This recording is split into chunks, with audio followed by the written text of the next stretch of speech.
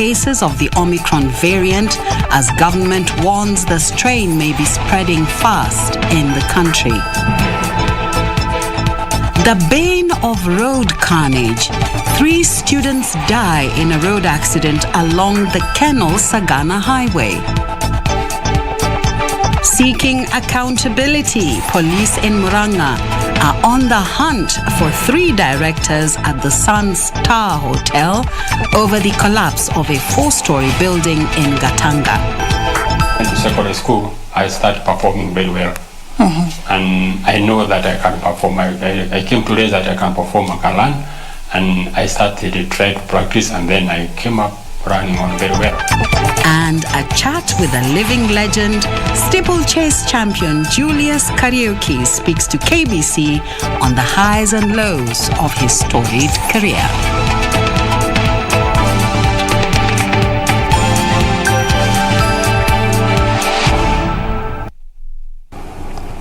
My name is Catherine Kasavuli, and it is a wonderful Saturday, though it's a little cold. There's been rain reported in many parts of the country. So we urge you to take dollops of honey and lemon and ginger, of course, to stave off the flu and the cold. And we get on to our newscast this day. The 27 Omicron cases are part of the 2,169 COVID-19 cases detected from a sample size of 9,428 tested in the previous 24 hours. The positivity rate now stands at 23%. 30 patients have recovered from the disease, 17 from the home-based isolation and care program, while 13 are from various health facilities countrywide. Total recoveries now stand at 249,222, of whom 201,125 are from the home-based care and isolation program, while 48,097 are from various health facilities countrywide. No fatalities were reported on Saturday.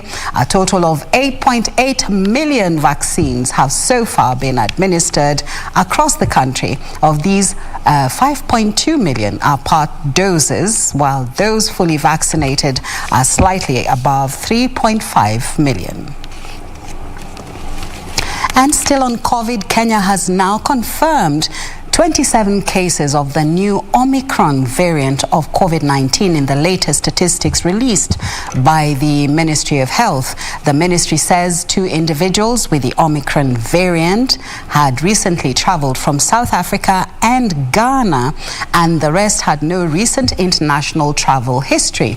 Health Cabinet Secretary Mutahi Kagwe says the increase in the number of Omicron variant cases points to widespread community transmission. Mutahi Kagwe says between 23rd November and 7th December 2021, the Ministry of Health has identified 9 lineages circulating in Kenya from a sample size of 34. 77% were confirmed to belong to the newly identified Omicron variant of concern. Kagwe says the increase in cases infected with the Omicron variant and have no recent travel history suggests ongoing community transmission of the variant. Kagwe is urging Kenyans who are yet to be vaccinated to do so, and everyone, including those already vaccinated, to adhere to hand washing, social distancing and other containment guidelines. This week, the government said it won't rush into enforcing stricter measures against COVID-19 despite a sharp rise in the number of positive cases. Kenyans will, however, be keen on what steps the government will be taking to reduce the infection rate, which climbed to 23% on Saturday. Yusufar reporting for the Legends Edition.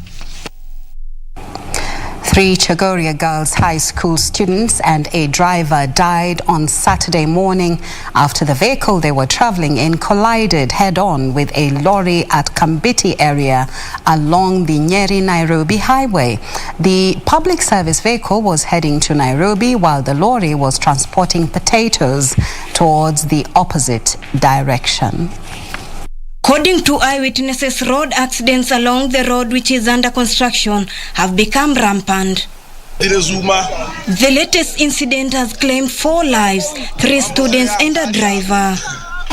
Akaona niko polepole na trailer inapanda polepole na jam iko, akakuja na nguvu. Mimi wakati niliona wenye wako mbele wameshika kichwa, walikuwa wasichana wawili, nikaona kule siwezi tumbukia, ni kuna shimo. Nikasema naweza okoa kwa sababu kuna nafasi huku. Venye anakuja mbio, wacha mimi nitoke nje ya barabara. Nikatoka nje ya barabara, miguu kama ine kwa barabara. Na yeye anakuja kanigongea nje ya barabara. Ma student wenye wametupa live zao hapa asubuhi ya leo. Kama huyo dereva angefanya kila jitihadi, hangeleta hiyo maafa, angepeleka tu gari polepole na hiyo maafa ingetoka. Other students who are in the matatu were injured and taken to various health facilities as the bodies of the 3 students and the driver were taken to General Cargo Mortuary in Thika. The accident comes even as motorists are urged to practice caution on the road during this festive season. Traffic officers have also been directed to ensure all road users obey traffic rules to curb carnage. Ningelipenda kutoa mwito kwa wananchi wetu kama vile walivyofanya siku zote, watupashe habari ili tuweze kuchukua hatua haraka iwezekanavyo.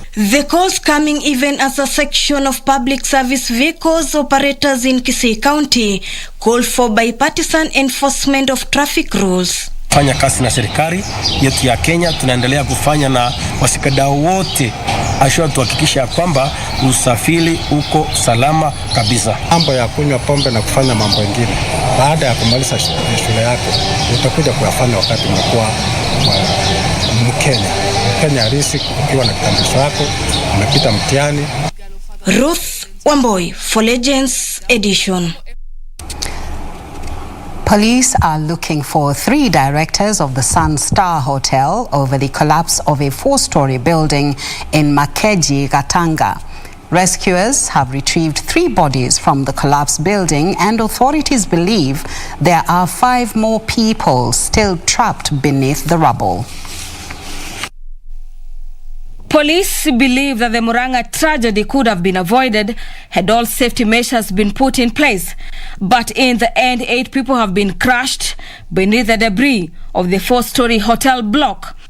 3 directors of the Sun Hotel are currently being sought after by the police for questioning. According to the authority, the 3 neglected their oversight role in the construction of the hotel, paving the way for the usage of substandard materials. Is that we are tracking down the hotel owners. Understand they are the 3 directors who manages this facility, and also the contractor on side. So the owner, you should be advised that when such things happen, you don't need to hide. Come out so that you can be able to account. Number 2, there are also government officers who are supposed to manage these projects. They are also going to be held accountable why they never saw this thing come. The National Construction Authority has also not been spared in the ensuing tirade, with leaders accusing the National Construction Authority of laxity in fulfilling its mandate. The whole construction process is supposed to be oversighted by the National Construction Agency from day one. They're actually even supposed to register all workers who are actually on site. That is the law. The law says that, in fact, what we are going through here, we are not supposed to be going through this, because National Construction Agency are actually supposed to designate, to have a list of people in all constructions. So we are not supposed to be struggling, asking who was here and who was not here, because that is the law. 3 bodies have so far been retrieved from the collapsed building, even as rescuers work to reach 5 more people believed to have been trapped beneath the rubble. We want the government to make sure that the owner of this building takes full responsibility. The owner needs to be taken to court, and the bare minimum, the owner can only be charged with murder, because this is negligence. And all the engineers? Yes, all the site engineers. We need the site engineers, or we don't know the negotiation between the site engineers and the owner. Maybe the owner was not a good listener or was an arrogant person. But we really need to know, by the time a building was being erected from the 1st floor to the 2nd floor to the 3rd floor to the 4th floor, until a point the building collapsed, what was happening? Was the building being supervised? Were the materials substandard? For Legends Edition, I'm Gladys Mongai.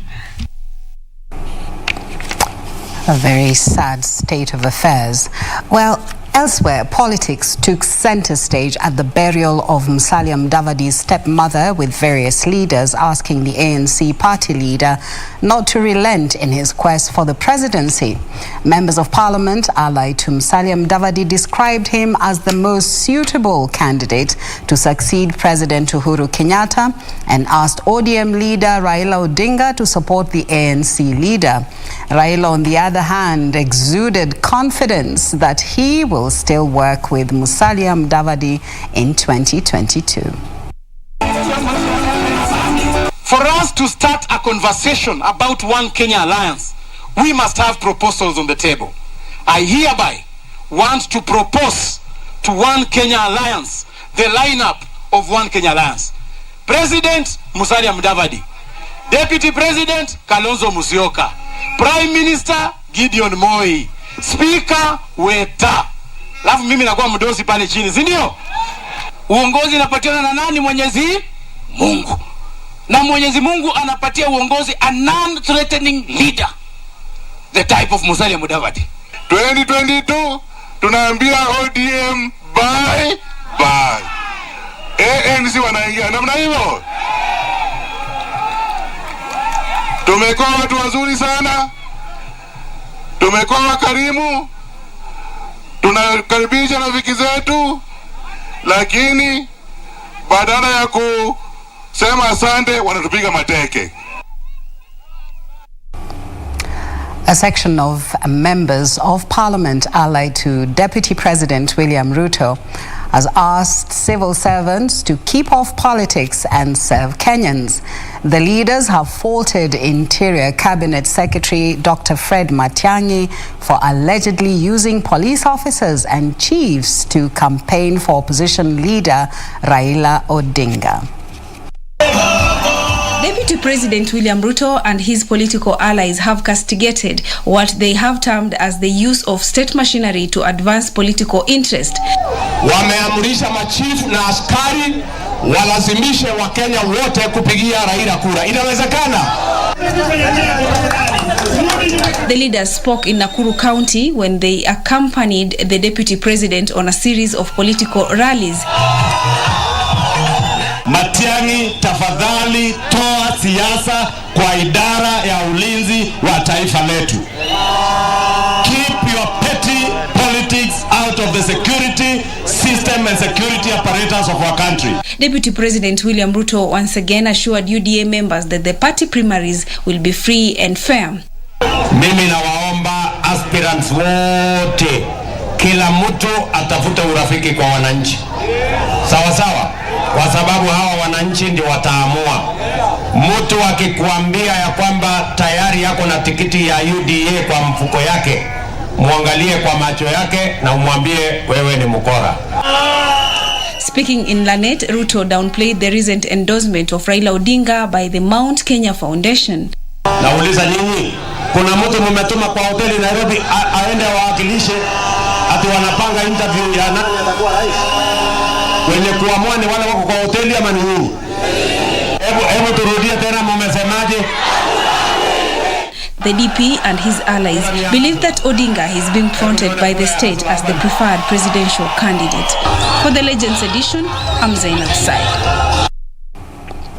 Drama unfolded at the Litein Mission Hospital mortuary after a family which had gone to collect the body of their loved one found it missing.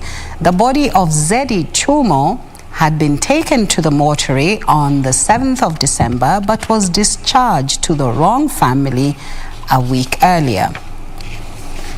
Joel Ngetich says he was shocked to learn that the body of his 101-year-old mother was nowhere to be found. Siku ya leo tulikuwa tunajitayarisha tuende kumsika. Kufika hapa hatukupata mwili. After hours of searching, according to Ngetich, the hospital established that the body was mistaken to be that of Grace Choriot of Kaptebengwet in Konoin, Bomet, and that it had been collected for burial by the family of Grace a week earlier. Ikawa kuna mwili ambaye walichenjiana na ya mama. Ikawa sasa kuna hatukupata mwili ya mama. Ndipo siku ya leo tukingojea vile tutaambiwa. Stanley Ruto, son to Grace Cheriot, said they buried the body on 10th December and were shocked to be called by the hospital that it was a mistaken identity and the loved one is still lying in the mortuary. Tumekuja na tumeonyesha mama ambaye alikuwa amelazwa hapo kwa mock na tukaona kweli ile tulichukua ni mama mwingine, na hii tumepata leo hapa ni mama wetu ambaye anaitwa Grace Cheriot. The family said they are confused and disturbed by the alleged mix-up. The house which had gone to collect the body had to return empty as the two families engage in talks for exhumation and reburying of the body. Reporting for Legends Edition, I am Stephanie Akiri. Very sad. Two communities that have for decades been living in constant conflict have met at Narasha area on the border between Laikipia and Isiolo counties to commemorate 1 year of peace coexistence. Leaders who attended the celebrations urged other warring pastoral communities to emulate the Ma and Samburu's newfound friendship. Details in the County News Roundup. The celebrations to mark 1 year of peaceful coexistence between the Maasai and Samburu communities started with a peace caravan crossing the areas of Oldonyiro, Ewaso, Kimanjo and Narasha. Jamii zote mbili zimekuja pamoja kusherehekea amani. Wako upande huu wamekuja, watu wa upande wa Isiolo wamekuja na tumekutana sisi wote pamoja.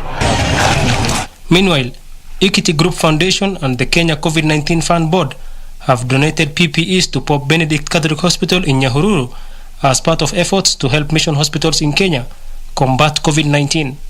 I'm here to present the first consignment. It's worth 1.5 million. When it's over, you'll give us a call. This truck will never stop coming. Elsewhere, young artists in Funyula constituency in Busia have begun a campaign that seeks to use talent to sensitize residents on matters peace in the oncoming 2022 general election. Tuepukana siasa mbaya ambazo zinafanya watu wengine wanaumia, wengine wanakufa kwa sababu ya siasa. Tuongea ili siasa iwe ya amani. In Kajiado, residents of Enkorika have welcomed the construction of a modern bridge in the area. The locals say the bridge will ease movement and spur economic growth. Tunaweza sema hii serikali yenye imekuja kutupea hii daraja imekuwa msaada kwetu sana na imekuwa wa manufaa kwa jamii ya Dallas. Finally, Bishop Anthony Crowley of Kitale Catholic Diocese has urged students to refrain from hooliganism. Don't get involved in corrupt gangs that are found in your villages, in your streets, and in your town. Straight through you. Don't do it. You're killing your parents. You're killing your future. Bishop Crowley urged students to focus on their studies in order to be responsible people. Yusuf Hilo, Legends Edition. Thank you, Yusuf. And we now take a break. When we come back, Topi Liambela will be here with sports news. Don't go away.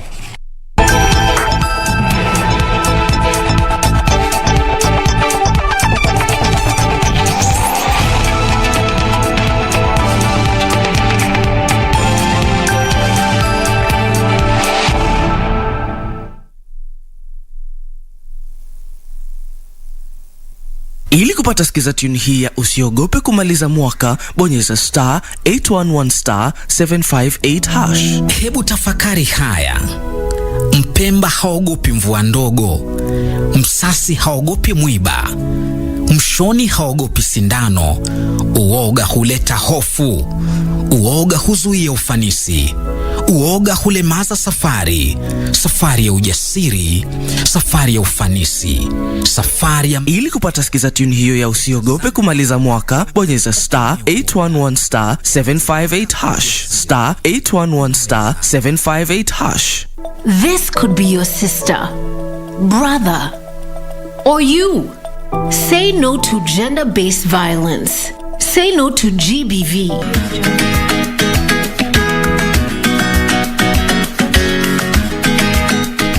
Kukasirika. Itafikia ule wakati tutakwenda zetu Dubai, sio hapa. Wamaanisha huu ujauzito. Wana begi hapa. Wakishaona kama yetu ndio reli. Kesi itakuwa imeisha. Hatuna haja tuende mahakamani tena. This message is brought to you by the government of Kenya.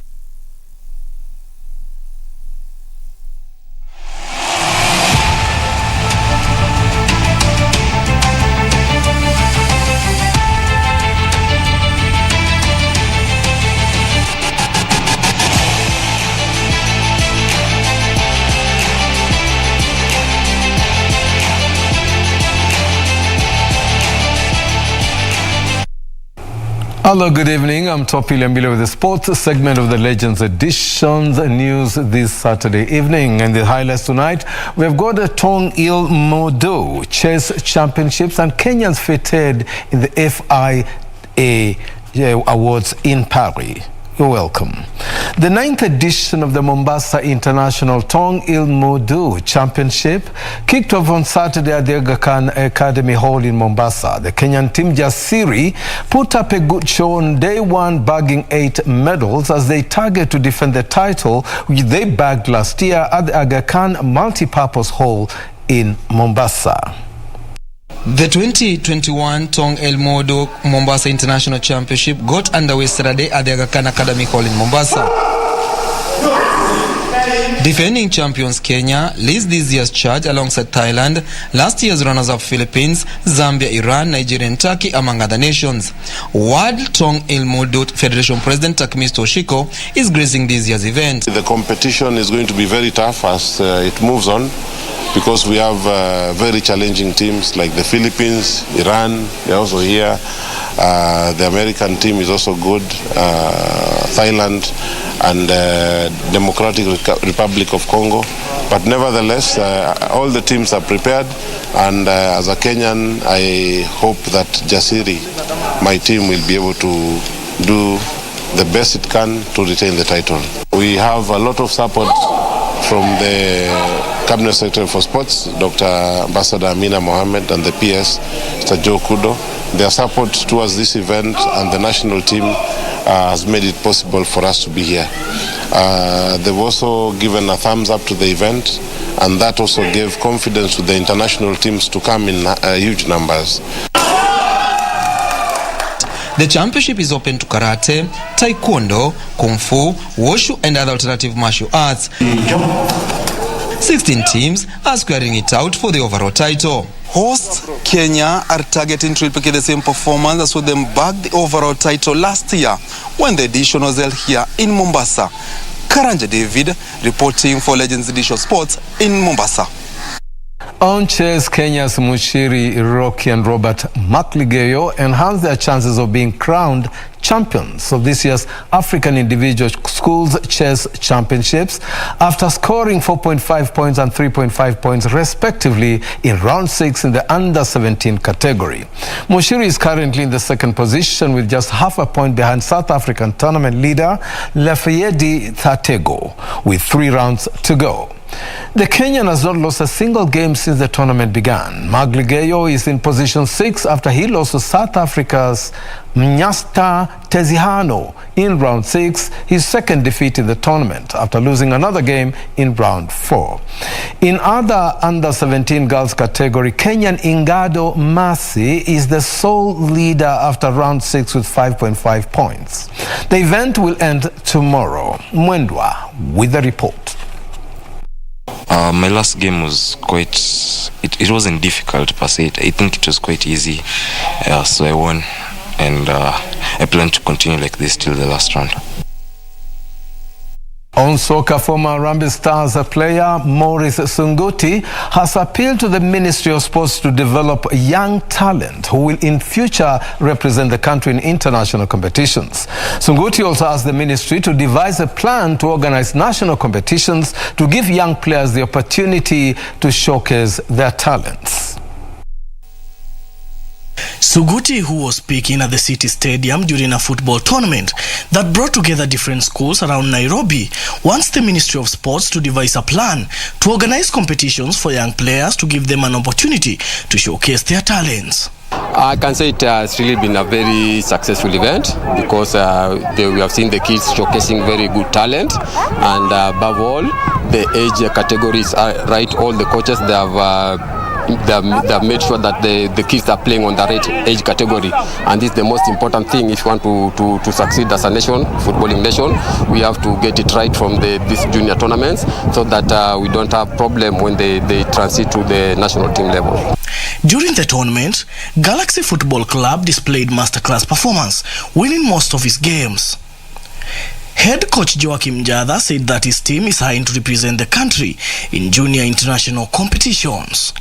We have realized that, for example, in Brazil, you find that they start the academies at a very early age, even in Europe. Their games, you can see even they're able to qualify for World Cup very easily, because these are not people who are familiarized with the game at an old age. Me, I train almost every day, but sometimes I'm busy. So, yeah. The event was organized by different schools in Nairobi. Daniel Mwendwa for Legends Edition Sports. Still on soccer, former Kenya Premier League champions Gor Mahia failed to secure a top spot in the league table after shocking 2-1 loss to Kakamega Homeboys at the Buhungu Stadium in Kakamega. In other matches, Ulinzi Stars also secured a comfortable 2-0 win over Vihiga United, as Sofapaka played to a 1-0 draw with Posta Rangers. Mwendwa with the report.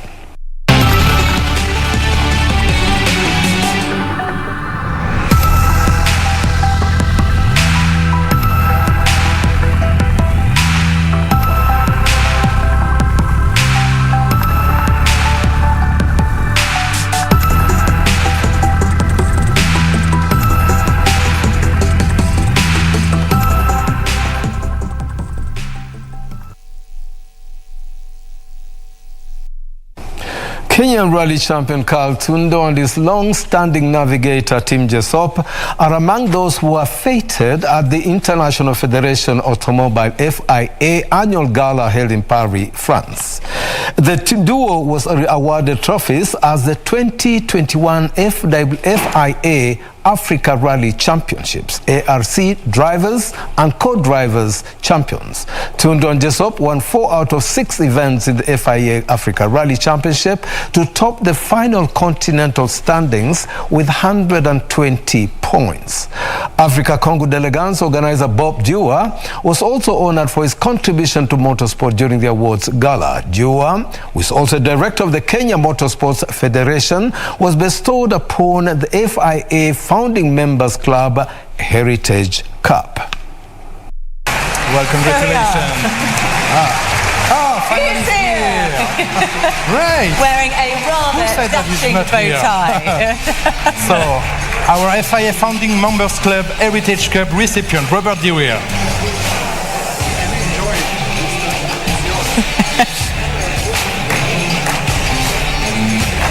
Huge congratulations there to Robert Dewar. What a great story. Thank you very much, gentlemen. Whichever is the easiest way for you to get back to your table. Yeah, take the catwalk. Slowly becoming a feature tradition in the Saturday sports segment in the Legends edition, we have a feature that profiles a person or an event. This time is the referees. A referee plays an important role in a variety of sport and competitions, responsible for enforcing the rules of the sport, including sportsmanship, decisions such as ejection. An official tasked with the job may be known by a variety of other titles, depending on the sport, including umpire, judge, arbiter in chess, commissaire, or technical official by the International Olympic Committee. Referees may be assisted by umpires, linesmen, timekeepers, or touch judges. Our reporter Daniel Mwendwa has prepared a special feature on the roles of the referee, and now take a listen. Will be a goal check. Oh. Many don't recognize their roles. Many are seen throwing harsh words on them. But without them, competition can never be fair.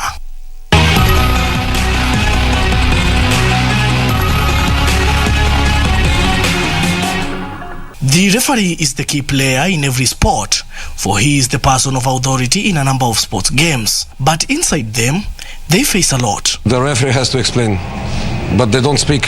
Harsh words from players and coaches, booing, and also sometimes find themselves being attacked by the fans. KBC Sports talked to soccer referee Nick Deka, who explained the roles of a referee, linesman, and the fourth official. Ya center referee roles zake ni mingi kwa kiwanja, azini ndio wana control game kwa kila game, but assistant referee kazi yake ni ku assist. Any foul iko karibu na yeye ata assist, any mistake iko karibu na ata assist corners, yeye ndio atakuwa manageable ku assist vizuri, na ball ikiwa nje pia anaweza assist hapo. Kuna fouls za red card kama spitting, kuna dogso, hizo ni fouls za red card, but yellow card ni hizi fouls careless.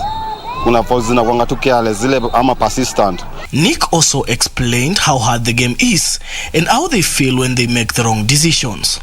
Una feel mbaya, but kwa finals lazima ukue unajimanage vizuri.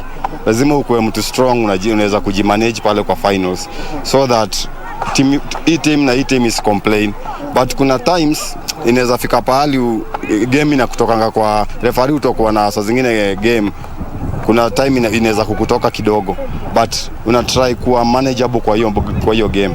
Nimekuwa na many times vitu kama hizo, but tunaambiwanga ukiwa na nini kama hizo kwa grao, usiende kwa fans, usiweke mind yako kwa fans, endelea tu na game. The more unaendelea na game, the more fans wanatulia. Coach hafai kukupatia any decision. Referee akisha make decision amesha make. Hata fourth official hafai kupatia referee decision unless kama ball haijaanza. Unaweza ita referee umpatie hiyo decision, but sio from coach. Kwa referee tunasemanga kama wewe ni center referee unaweza manage game. Player anaweza kuwa na yellow card, but unaweza manage mpaka amalize ball. But kuna times hawezi manage. Kuna times amefanya promising attack yenye ina warrant yellow card na akona yellow, so you just caution him, unamwongeza another yellow card na send off. VAR inakuwa poa side moja na side nyingine inalalia upande nyingine, so napata shida. Daniel Mwendwa for Legends Edition Sports.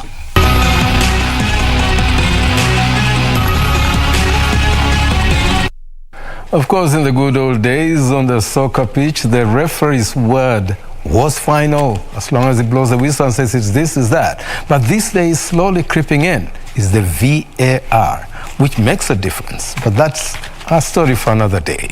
Now, Kabrasa Sugar rugby team consolidated their lead at the top of the Kenya Cup standings after beating Resolution Impala 24-12 in a match played today at the Impala grounds here in Nairobi. In other results, Strathmore Leos was beaten 20-15 by Nondescript, while Homeboys defeated Kenya Harlequins 23-12. Menengai Oilers thrashed MMUST 30-19, while Top Fry drew with Black Blood. The match between Mwamba and KCB was postponed. Some of the action.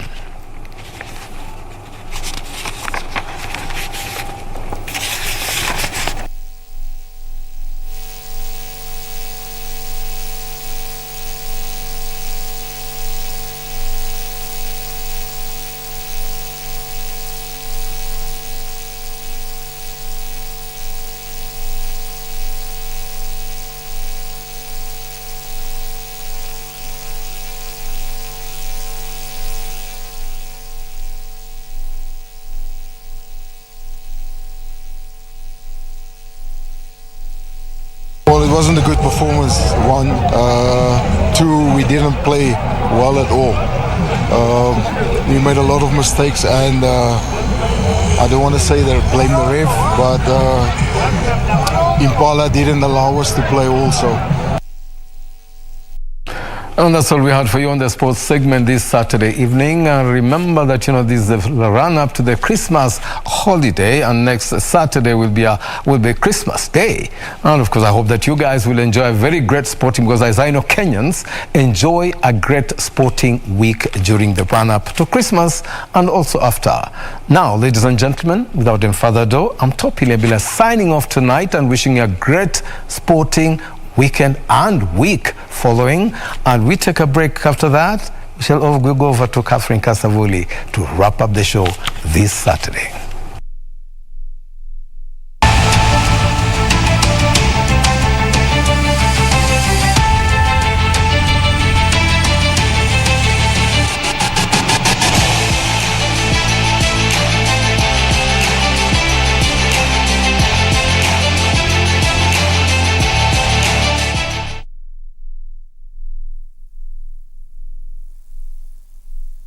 My youth, my treasure.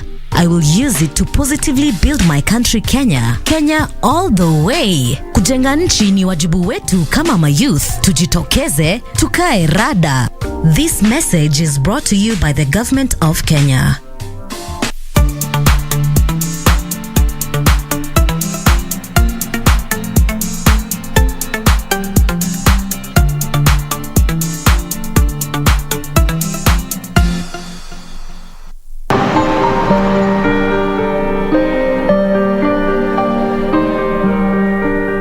Think about this for a minute. There's nothing to think about. For many years, for most of my life, in fact, I have been resisting the urge to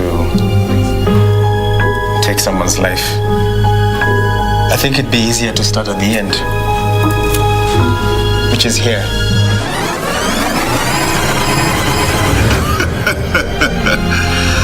Paul, I'm not stupid.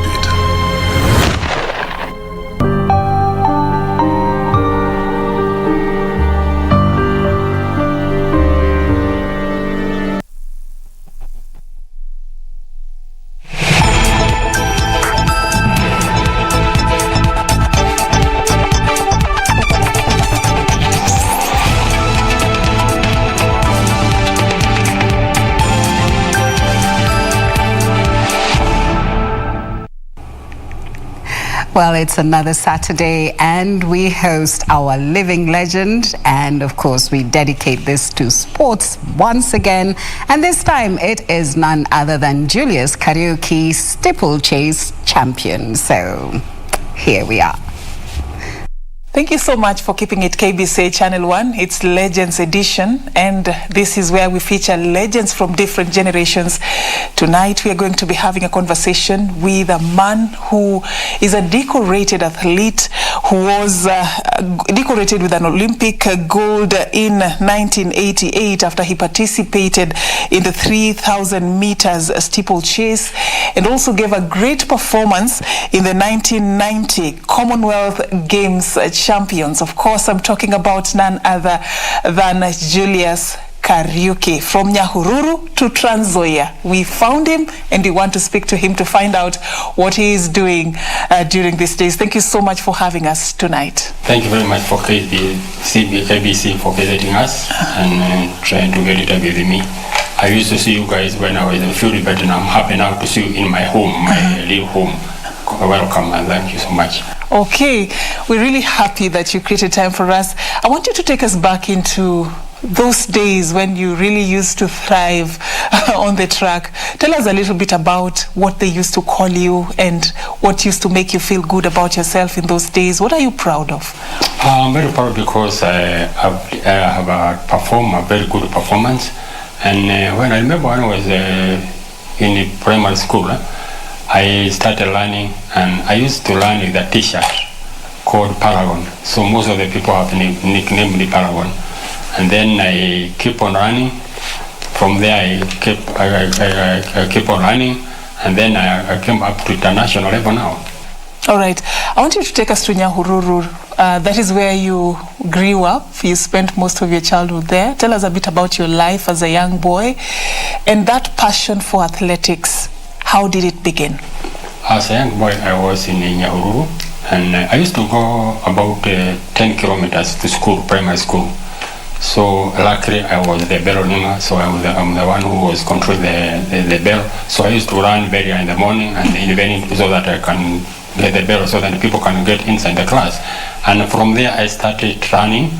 From there it came up with the motivation, and I was looking like Kipchoge Keino. You know, Kipchoge is our hero, so we used to run. So I thought, well, I can be like him. I cannot be like him. So I started like that. Primary school, I started running very well. I remember I went to national school when I was in primary, national competition when I was in primary school. From there, when I went to secondary school, I started performing very well. And I know that I can perform. I came to realize that I can perform, I can learn. And I started to try to practice, and then I came up running on very well. Many athletes begin like that, but don't ever end up where you ended up, even in the global scene. So what gave you the motivation that you wanted to take this talent far to the world, not just in Kenya? In fact, it's good the way you have said, because I remember I have so many people in the primary school. They used even to defeat me. Like 100 meters, all the runners, but they need to have that talent. You know, it's athletics is very hard. You need to sacrifice yourself. You have to do many things, and you have the talent that. So in myself, and the way I grew up, I grew in a very poverty area, so I knew that if I can run, and because I was trying to see which opportunity can I come with it, so that I can try to help my parents and all this. So running, I was thinking that running is good, and when I see the Kipchoge, the way I'm running, I say, no, I can try. And it's very painful. So when you try to run, it's painful, but you can keep on. It's just like a politician when you start doing politician. It is addictive. It's addictive. You cannot stop. You cannot stop. So from there I went, and I remember when I was secondary school, I give this hero to my teacher. His master is called Gadekia. He used to tell me, karaoke can be a champion. You can be one of these days to oversee. I said, no, what are you saying, Marim? Because I used to fight with him, because the competition used to be Friday. And my parents were very anger for me, because if I meet at school, I go for running. So they used to put it on Saturday, so that I can be a free man, even I can have safe at home, because if I go on Friday, I'm going to have a fight in the home with the parents. So I keep on trying, and I keep it just feel in my blood that I can run. And I remember 1986, I ran a very good race in Igakoigo, 1500 meters, 346. And from there I started knowing that I can run. The AK, that time was called Kenya Virie, they used to be looking for us, you know. If you run through a good time, they give you a trip.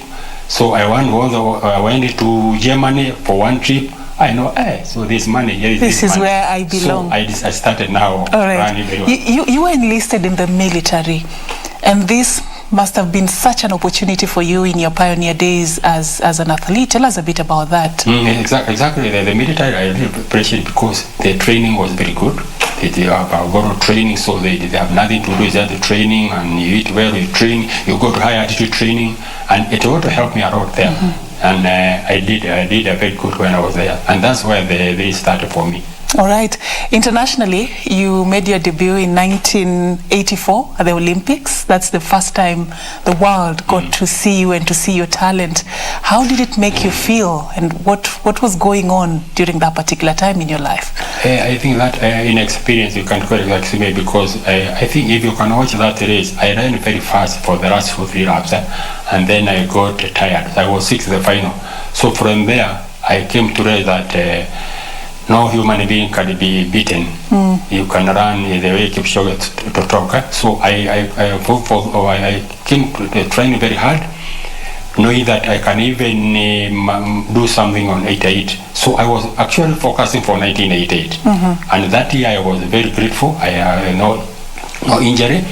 I really prepared well, and I think it was marvelous, very good. So that's why I came to discover that there is this, and then I can do something. All right. A year later, in 1985 in Egypt, you set such a great performance and beat the likes of Joshua Kipkemboi. Yes. I mean, your record was outstanding. Tell us a bit about that particular competition and how it made you feel as an athlete. Yeah, you feel very good, because the competition we are there to win, and the Joshua, those guys were very tough. They are, any competition, either the Commodore or the Olympic, these people are prepared to run. But great with the God's will, and I feel very great, because like in 1990 Commodore, I didn't know that I can beat those guys, because they were very strong. And everybody was looking for me because of 88. We have a threat that karaoke cannot beat me and all that. So everybody's after you. But I was lucky. I just won very well, and I had a good for my life. And from there, 1985, I also win a World Cup to get you back. After 84, there was 85 World Cup. I also won a gold 85, and in 89 it was Madrid. Before Commonwealth, I also won a gold medal in the World Championship. So what goes into what level of discipline, or what was it that you used to do to keep yourself at that level of high performance and, you know, just to be who you are in those days? What did you used to do as an athlete that made you, you know, that much of successful? Yeah, I think the discipline and do your own thing. You know, I'm a man of simple word. Like the people used to tell me, because even the society, the community, I'm a man of simple word, but I know what I'm doing because I don't like hustling and all that. So it's just like humble athletics. You just know what you are doing. Get your coins. Don't annoy. Look the coaches what is telling you. Take care of their family, and you feel very good because they're God helps those who help themselves. God cannot help you. If you are not trained, God cannot help. So I think the way I grew up, I grew in a poverty area for my family, but I knew that nothing is hard in this world. God can create you in another way. So I was running very well, social with the people, and keeping the record, the way training and knowing what to do, and discipline, and very, very important because don't involve yourself in so many things, because as a champion you can involve so many things. You have so many things there.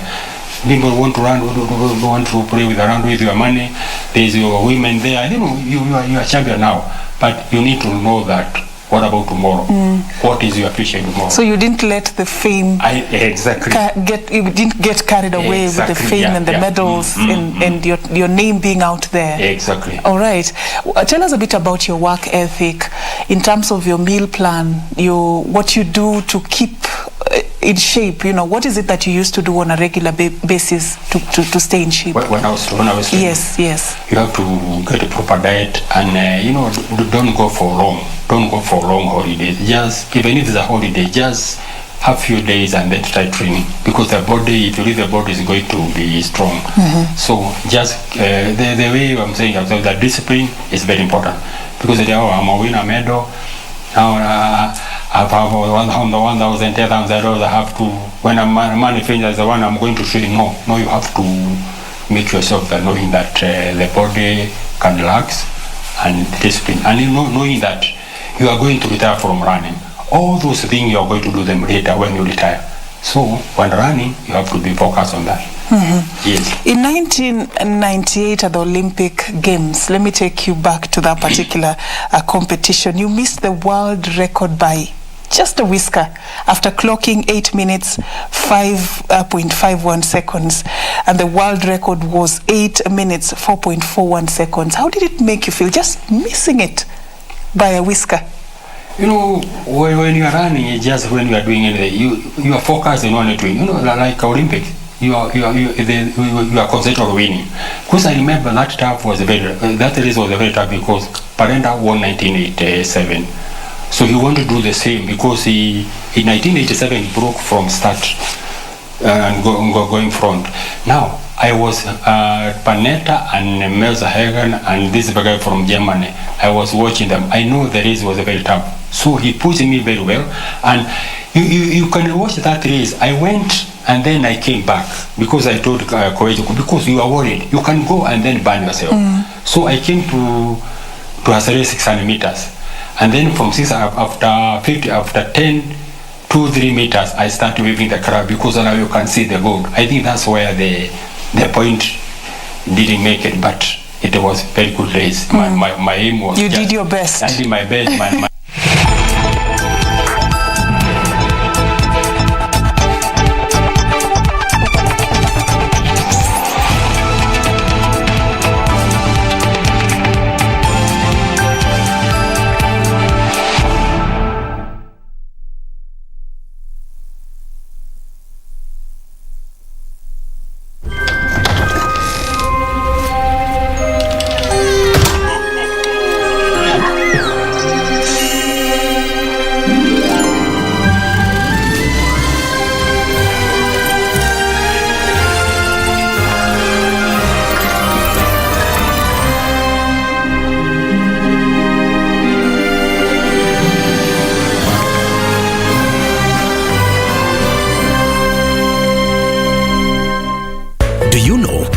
Seated there, not knowing you are the newest millionaire in town.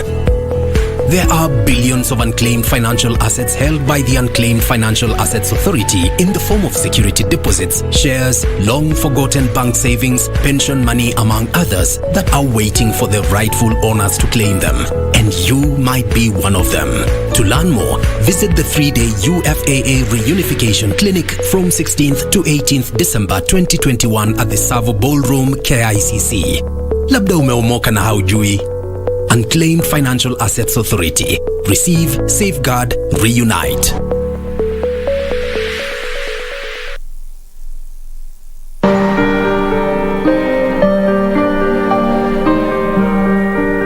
Think about this for a minute. There's nothing to think about. For many years, for most of my life, in fact, I have been resisting the urge to take someone's life. I think it'd be easier to start at the end, which is here.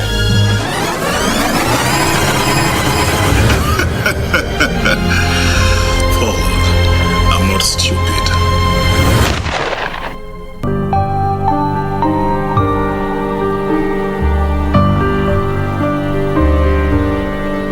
I miss you more than I missed you before, and now where I'll find comfort, God knows, 'cause you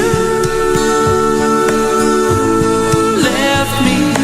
I'm walking in Memphis, just walking with my feet 10 feet off a beam, butterfly kisses after bedtime prayer, and I lay all alone, toss and turn, longing for some of your.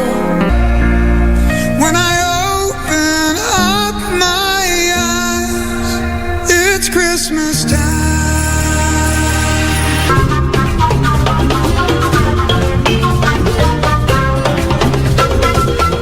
Wiki hii kwenye mkulima tutakuwa wahandisi. Na saa zingine unakuwa na matunda mengi. Hayo matunda yakiwa mengi yanakuwa na shida kuuza. Kwa hivyo badala ya kuuza tunaweza kuyatengeneza akawa ya kuwekwa kwa muda mrefu. Tumfuge samaki kwa kinyumba. Tilapia ni aina ya samaki anayehimili sana magonjwa na hukua kwa haraka, hivyo kufugwa kwa wingi. Silver Cryptid inayojulikana sana kama omena ama dagaa ni kipenzi cha watu wengi. Basi ungana nasi Jumapili saa 9:30 hapa KBC Channel 1 kwa mseto kamili wa kilimo.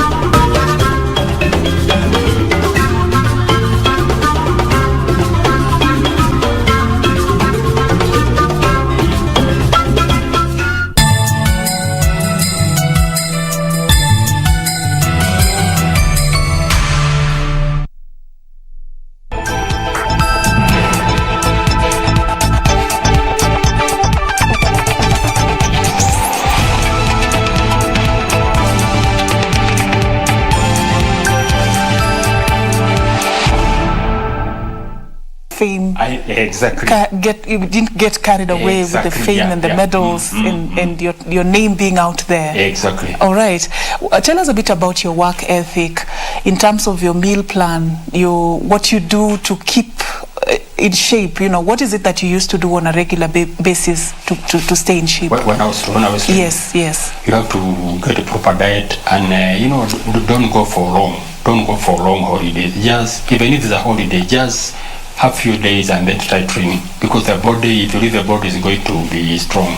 So just the way I'm saying, that discipline is very important, because I'm a winner medal now. I have $1,000, $10,000. I have to, when I'm money finishes, the one I'm going to train. No, you have to make yourself knowing that the body can relax and discipline, and knowing that you are going to retire from running.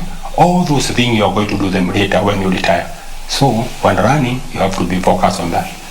Yes. In 1998 at the Olympic Games, let me take you back to that particular competition. You missed the world record by just a whisker after clocking 8 minutes 5.51 seconds, and the world record was 8 minutes 4.41 seconds. How did it make you feel just missing it by a whisker? You know, when you are running, it's just when you are doing anything, you are focused on only doing. You know, like Olympic, you are concentrated on winning. Because I remember that race was very tough because Parenda won 1987. So he wanted to do the same because in 1987 he broke from start and going front. Now I was Panetta and Melza Hagen and this guy from Germany. I was watching them. I know the race was very tough. So he pushed me very well. And you can watch that race. I went and then I came back because I told Coach, because you are worried. You can go and then burn yourself. So I came to accelerate 600 meters. And then from 6 after 10, 2-3 meters, I start waving the crowd because now you can see the goal. I think that's where the point didn't make it, but it was a very good race. My aim was... You did your best. I did my best. My aim was winning the medal to cut the Kenya flag. That was my aim, yeah. How would you describe the quality of a steeplechase after you retired from athletics? Is anything different from in your days and what is happening right now? How do you describe it?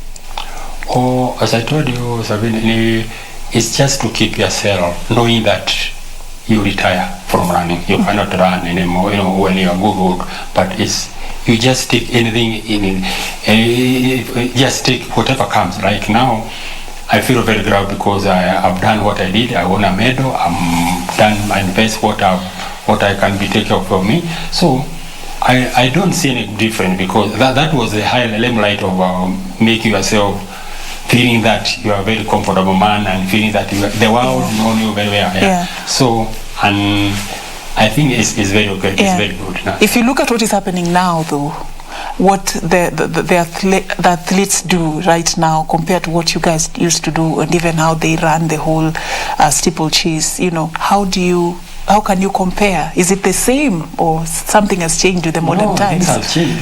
This has changed different. You see now, there is a difference because now I was looking the other day that most of these people now they go on internet, training on the internet. That one I cannot help. That's why you see most of the people you can run for 800 meters and from there you have no energy to finish.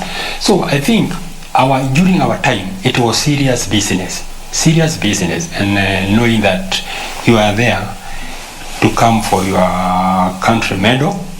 And you are there as a person liaison sent by the country to go and win for the medal.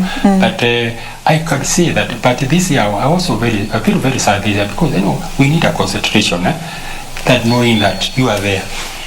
These people, they fear Kenyans because of the support. That is an advantage you have because when you run with other people, they support is in Kenya, the Kenya government. So they need to focus on knowing that things have changed. Even the running now is different with the way you used to run because now you can see the time is very fast. So, and they avoid drugs, let them run very well and try to make sure that things have changed. But they have changed. It's different with our running. But this is not much big difference because the running, the body is the same. It's just only to keep running and have all the confidence. All right. Yes. We missed, the gold medal at the Tokyo Olympics as Kenya just the other day.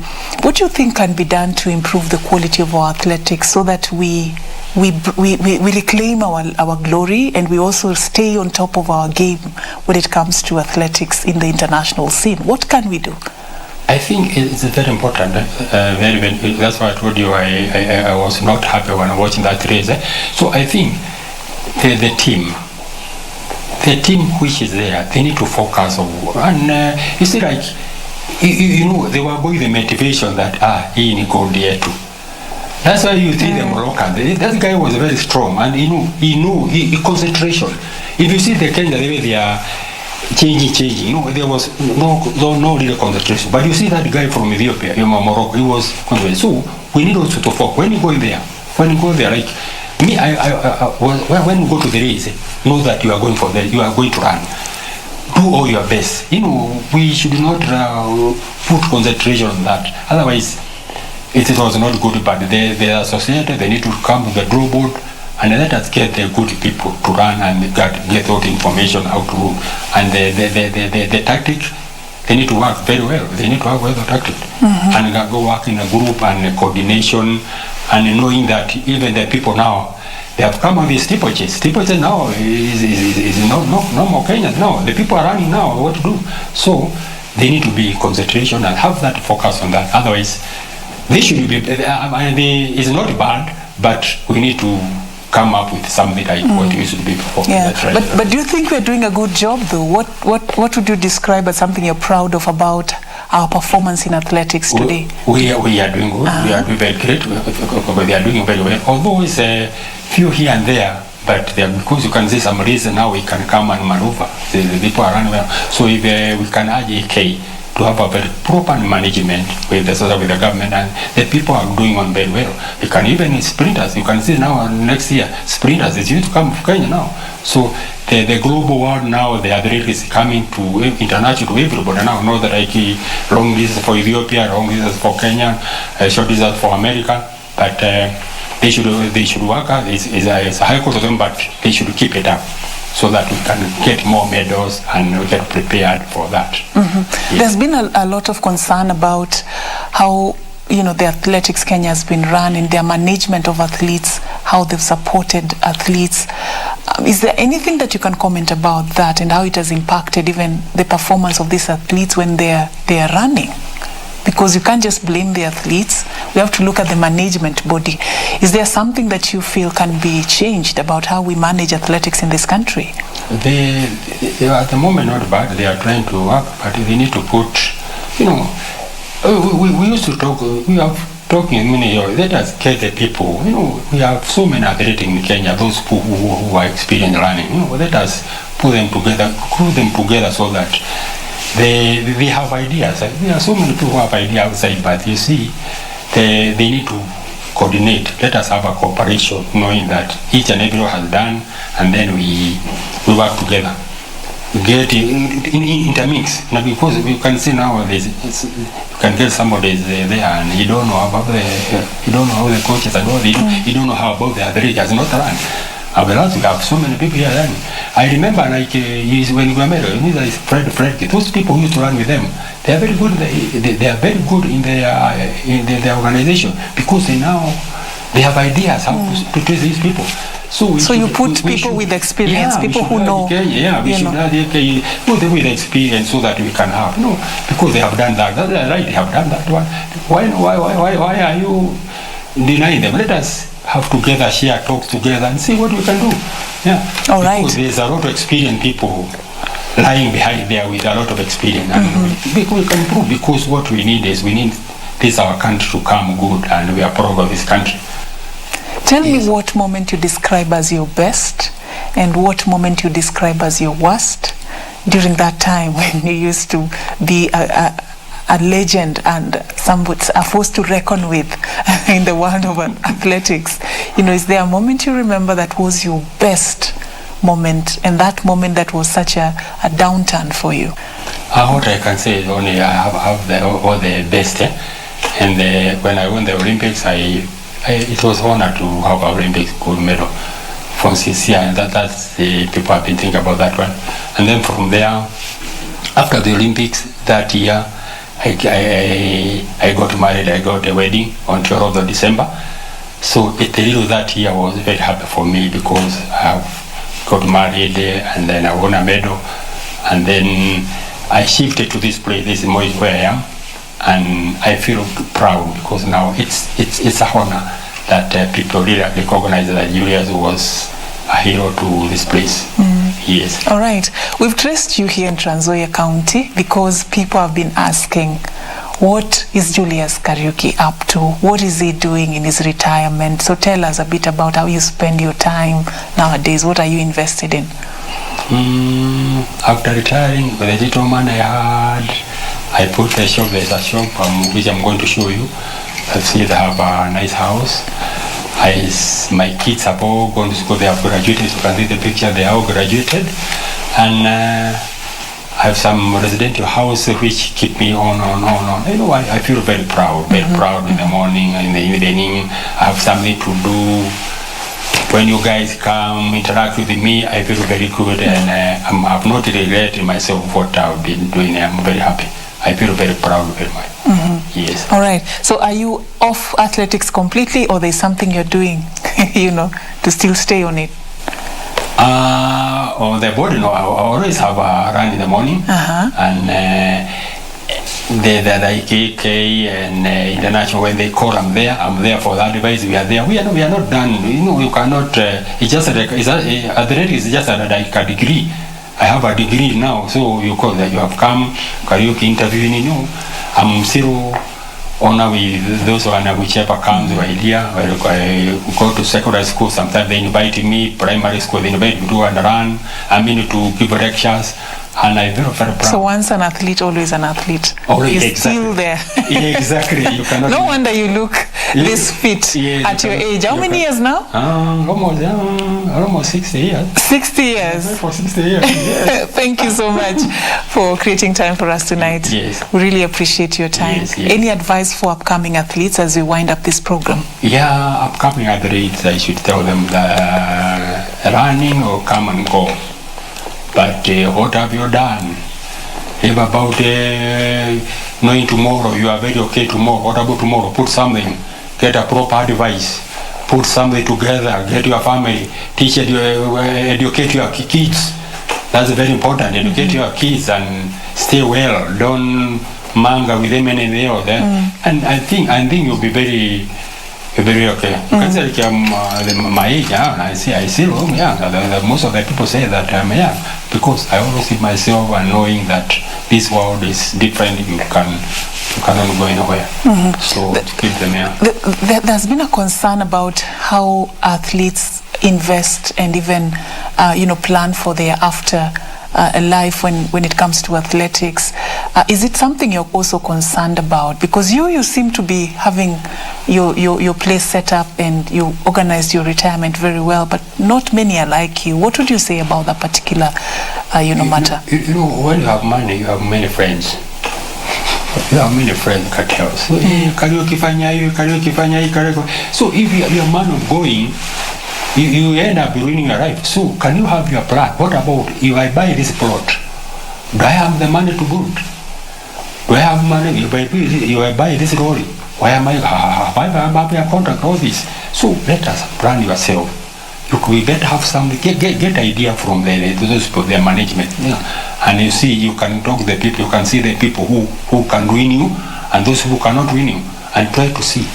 And from there you can come very well. But don't try to say money, don't shouting that you have money, you are the Olympic champion, you have money. Everybody can go after you and friends. But when the money finishes, nobody. So you yourself know what to do. Is it good for you? Is it good to do? Yeah. At least plan yourself before you do something and see the future. Is it going okay? Yeah. All right. I can add, all right. What has been your biggest source of support and strength? You talk so passionately about your family. Tell us a bit about what has kept you going all these years. I have a very good wife, very careful, because as we are talking now, she is the one in the shop. She is a pharmacist. She is taking care of that shop, and all the property I have. Sometimes you call me in Nairobi when I'm here and there. If there is a thing, she is taking care of me, and I'm happy the way she's doing for me because she take everything of me, knowing that we are together and knowing that money is come from hardship. She knows because she was when I was running.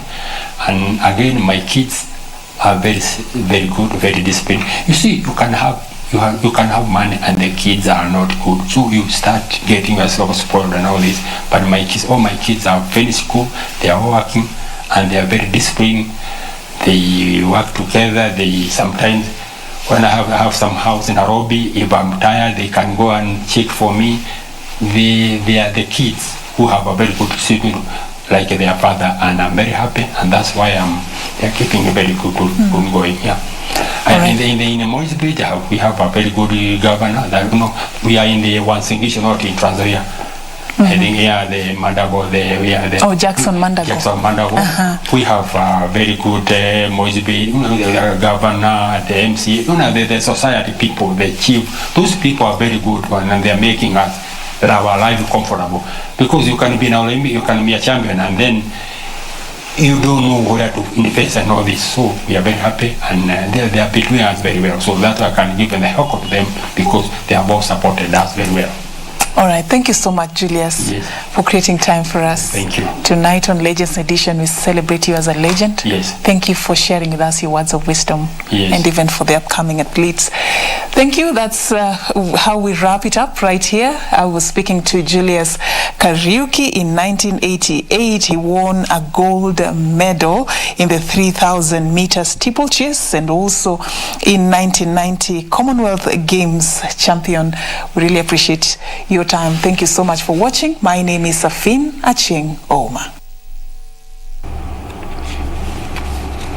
Well, it has been a wonderful Saturday evening. Thank you so much for watching the Legends Edition.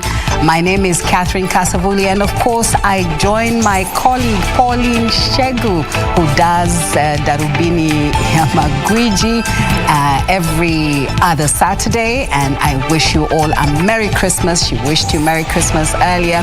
She and I will be back on the 1st of January, so we will not be here for Christmas.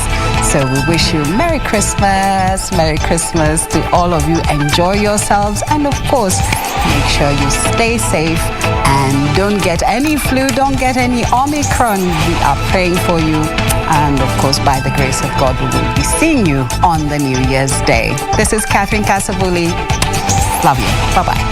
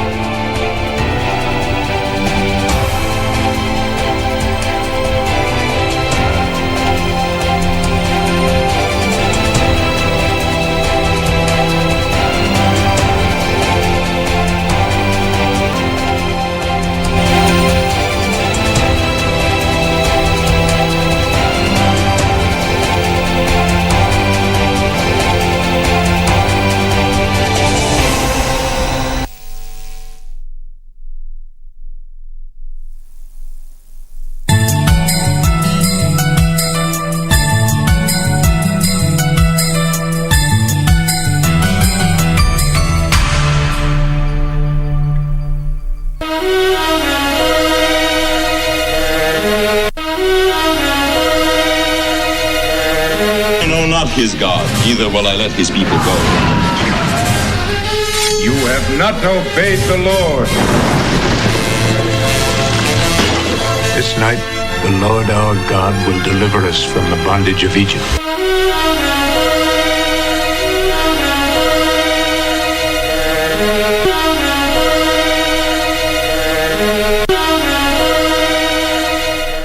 This could be your sister, brother, or you. Say no to gender-based violence. Say no to GBV.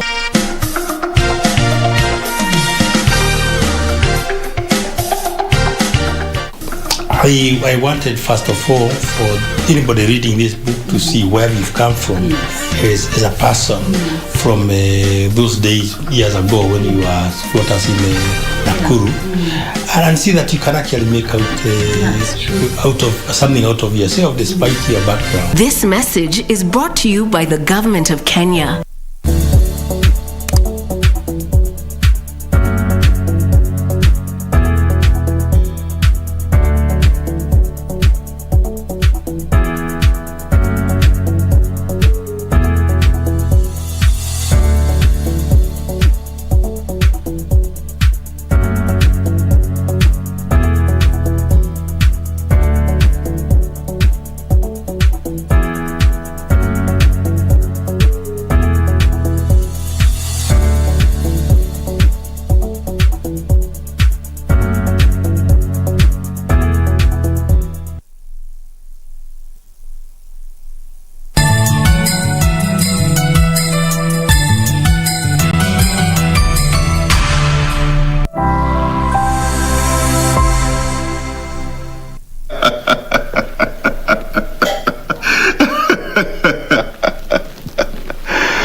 Paul, I'm not stupid. I deleted everything that did.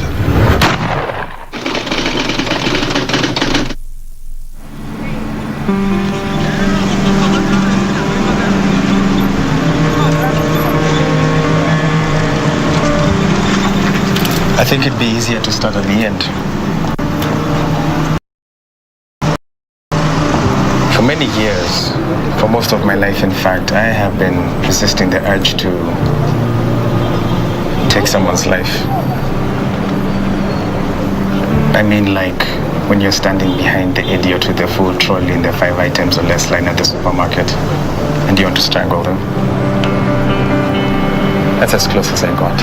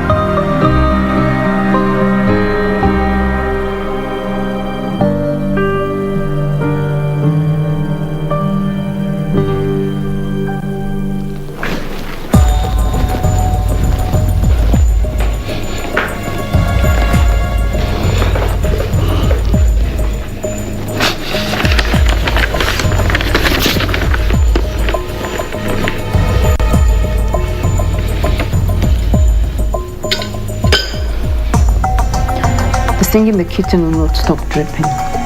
What? The kitchen sink. What about it? It won't stop dripping and it's starting to get on my nerves. I'll call a plumber. Are you sure you'll remember? Yes, I'll remember.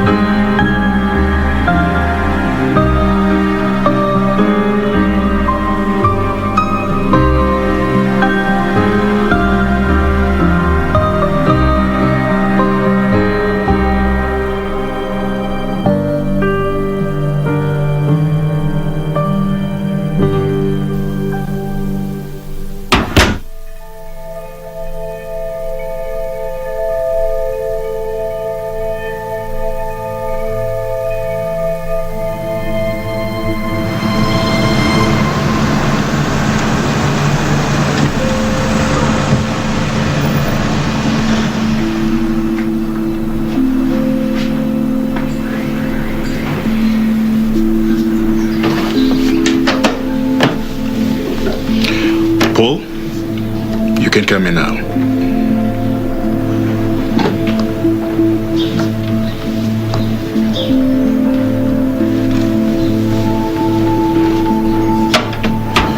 You can sit anywhere.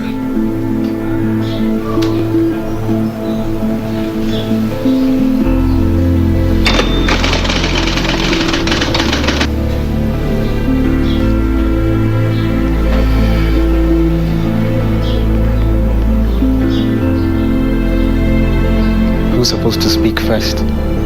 I've never been to a psychiatrist before. I suppose that answers your question.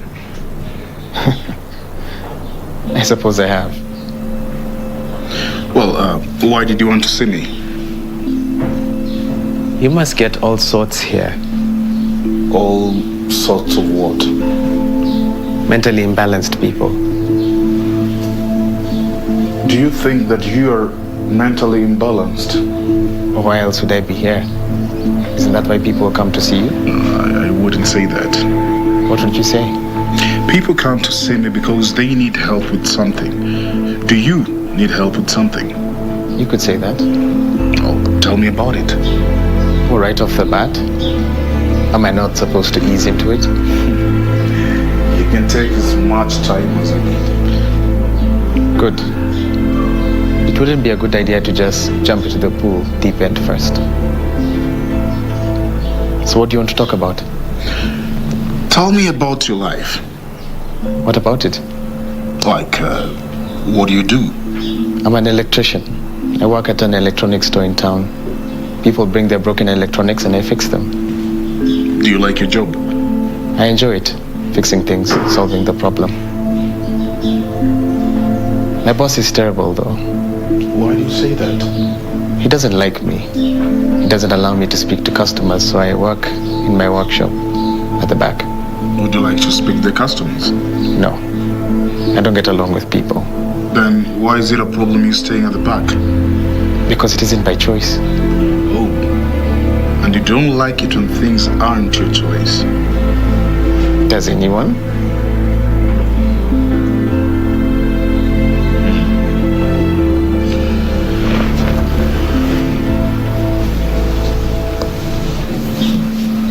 Tell me more about your life. Are you going to take notes? Oh, it's a standard procedure. I'd rather you didn't. I need to keep track of your progress. Talking to you while you take notes makes me feel like this is an interrogation. Or would you prefer if I use a recorder? That would be better, yes.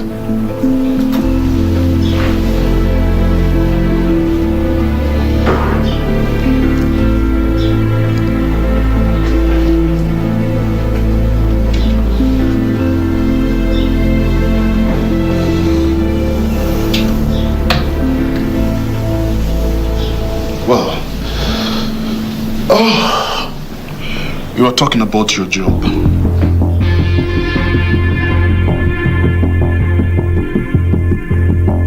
I live by myself, small bed sitter. Do you prefer to keep to yourself? You told me earlier that you don't get along with people. More like people don't get along with me. What do you mean? I mean, I find interest in people, in their lives, but they don't pay me the same courtesy. No one has ever shown any interest in your life? No one who didn't want something from me. What do they want? The usual. Money, favors. Do you give it to them? Some of the time. If it's someone I don't like, I usually just lend them money. Why if you don't like them? Because the easiest way to get rid of someone in your life is to lend them money. I suppose there's some sense in that. What about the people that you do like? They're few and far between. I try to keep them around, but eventually even they end up disappearing from my life. Now, as to why I came to see you. Well, it's a bit difficult to put into words. The easiest way is just to let it out. First, let me get one thing clear. And what's that? Whatever I say to you is covered under doctor-patient confidentiality, right? Yes. So anything I say to you, you can't repeat to anyone? Yes, but there are exceptions. Like what? Like if I believe that you want to commit a crime. Or if I believe that somebody's life is in danger, I can break confidentiality. That creates a problem. Really? Not exactly. Oh, then I shouldn't break confidentiality. It's a little murky. Let it out and we'll see if we can sort out the mug. How do I know you're not going to report me to the police? Are you planning to commit a crime or to hurt somebody? Planning? No. Then there shouldn't be a problem, should there? I suppose so. Well, why don't you just come out and let it out? You'll feel much better. Okay then. Where to start? Start from the beginning. Sure.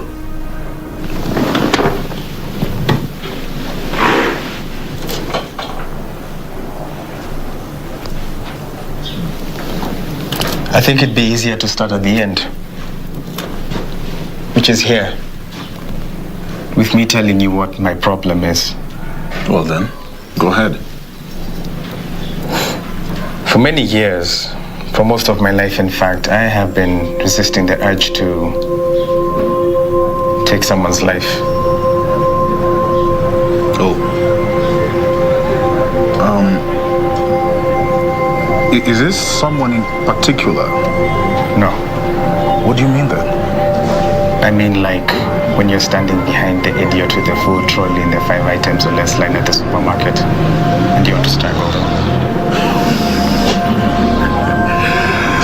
Most people feel like that. I felt that way too. Okay. But do you walk up